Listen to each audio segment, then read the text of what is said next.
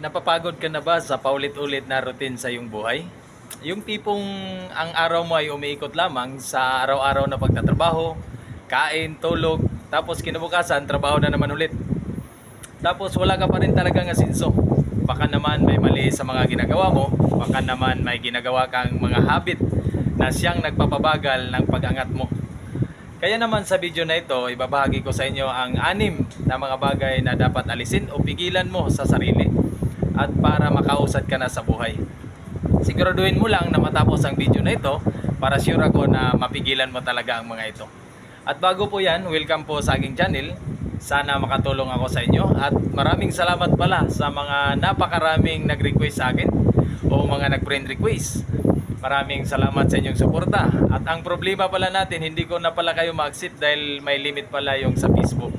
Pero ganun pa man, nagpapasalamat ako sa inyo at kung gusto nyo talagang sumuporta sa akin, please paki-follow na lang ating Facebook at paki-subscribe ang ating YouTube channel. At kung handa ka na, umpisahan na natin to. Number 1, nabubuhay sa nakaraan. Isa ka ba sa mga taong nabubuhay sa mga nakaraan? Ano ang pagkakilala mo sa sarili mo ngayon kumpara sa dati? O di kaya ikaw yung taong may pinagdaanan sa mga nakaraan at hanggang sa ngayon, hindi pa rin nakamove on. Sa nakaraang 5 taon, ano-ano ang mga nabago sa iyo o sa ugali mo at pananaw mo sa buhay? Mga pangarap at layunin at iba pa.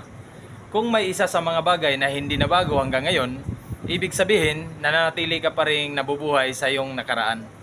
O di kaya may pinapasan ka na karanasan at hanggang ngayon pinapasan mo pa rin. Ang dapat mong gawin, alamin mo ang mga ito at kalimutan para makausad ka na patungo sa iyong mga pangarap. Huwag mo lang kalimutan na kung paatras ang lakad mo, hindi ka talaga makakarating sa iyong patutunguhan. Kailangan mo talagang humakbang paharap para makapunta ka sa iyong paparoonan. Number 2, pagsasayang ng oras. Sabi nila, ang pagsasayang ng oras ay katumbas ito ng pagsasayang ng iyong buhay. Kapag nakasanayan mo na ang pagsasayang ng oras at pagpapaliban ito, mahirap ito kalabanin ng iyong sarili. Maaari kasing wala ka nang magagawa o ma-accomplish dahil dito. Mga gawain na dapat na natapos mo na kahapon.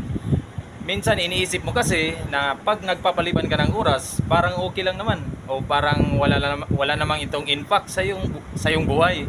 Pero nagkakamali ka kasi kung pagsasama-samahin mo ang mga oras na sinayang mo o pinagpaliban mo sa mga gawain o walang kakwinta-kwintang habit, darating ang panahon na manghihinayang ka. Isang halimbawa dito ay yung halos isang araw na scroll ka ng scroll sa cellphone mo sa mga walang kwentang bagay o nakikipagchismisan ka lang naman. Mga bagay ito na wala talagang may tulong sa pag-angat ng buhay mo. Ang salitang kill the time, pwede mo naman itong gamitin sa mga bagay na may kabuluhan tulad ng pagbabasa o pag-aaral ng mga bagong skill, pag-aaral ng mga bagong negosyo na siguradong makakatulong sa iyo. Number 3, tanggapin mo may mga tao na ayaw sa iyo. Mahalagang maunawaan natin na may iba-iba tayong gusto. Ibig sabihin, may mga taong hindi ka gugustuhin kahit anong gawin mo. Kahit ano pang kabutihan ang gawin mo. Kaya sa halip na sayangin mo ang oras para patunayan mo ang sarili mo sa iba, gamitin mo na lang ito para i-improve ang sarili mo para sa iyo at para sa goal mo at para patunayan sa sarili mo na may mararating ka. Number 4, sobrang pag-iisip. Madalas ka bang nag-iisip ng sobra? O ang tawag sa English nito ay overthinking. Tatanungin kita, nangyayari ba ang iniisip mo? O pinapahirapan mo lang talaga ang sarili mo? Alam mo ba ang isa sa mga nagpapabagal ng ating pag-unlad ay ang pag-iisip ng sobra. Kung nangyayari ang mga ito, ang dapat mo lang gawin ay kumalma ka at isipin ang mga magagandang bagay na resulta sa mga ginagawa mo. Huwag ka masyado mag-alala sa mga bagay na hindi pa nangyayari o hindi talaga mangyayari. Ang pag-unlad sa ginagawa ay nagsisimula yan sa mas malinaw na kaisipan. Sabi nga nila, ang sobrang pag-iisip mo sa mga bagay-bagay ay kahaling tulad ito sa pagbabayad ng utang na hindi ka pa naman nakapag-utang. Ibig sabihin, hindi mo pa nga napakinabangan. Number 5, sobrang matakutin. Sa buhay natin, normal lang ang makakaramdam ng takot. Tama, di ba? Pero gusto ko sabihin sa iyo, huwag naman yung sobrang matakutin dahil hindi na ito magdudulot ng mabuti sa iyo. wala ka nang magagawa na mga bagay na dapat sana nakakatulong sa pag-unlad ng buhay mo. Ano ba ang kinatagot mo? Ang malugi sa pagninegosyo? Takot ka bang ma-reject? O takot kang pagtawanan ng iba? Lahat ng mga kinakatakutan mo ay nasa isip mo lang. Subukan mong lumaban, subukan mong i-overcome ito. Dahil lahat ng takot sumubok ay hindi talaga nagtatagumpay.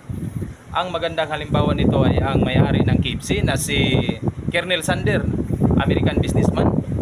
Sa edad na 65 years old, ilang beses na-reject, nag-fail, nalugi, pero bumangon at sumubok ulit. Number 6, namumuhay na kasama ang mga toxic na tao. Maraming kahulugan ng salitang toxic. Ito ay tumutukoy sa pag-uugali ng tao, mga gawain ng isang tao. Pwede din itong tawagin na negative people. Ano pa man ang pagkaintindi mo dito, ang pinakamalaga, maiwasan mo sana ang ganitong mga tao. Oo, alam ko hindi talaga madali ito, lalo na ang taong ito ay isa sa pamilya mo o isang malapit na kaibigan. Ang mga taong ito kasi ay maaaring makakasagabal o makakadistract sa mga magagandang layunin mo sa buhay. Kaya sila tinatawag na toxic o negative people dahil lahat ng mga tamang pinapaniwalaan mo para sa kanila, mali ito. Alam ko hindi malahat ang 6 na aking nabanggit, pero mas nakakatulong sa iyo kung umpisahan mo na sa lalong madaling panahon. Hanggang dito na lang ang ating video. Maraming salamat sa inyong pagsubaybay. Hangad ko rin ang inyong tagumpay. Mag-ingat kayo palagi. Paalam.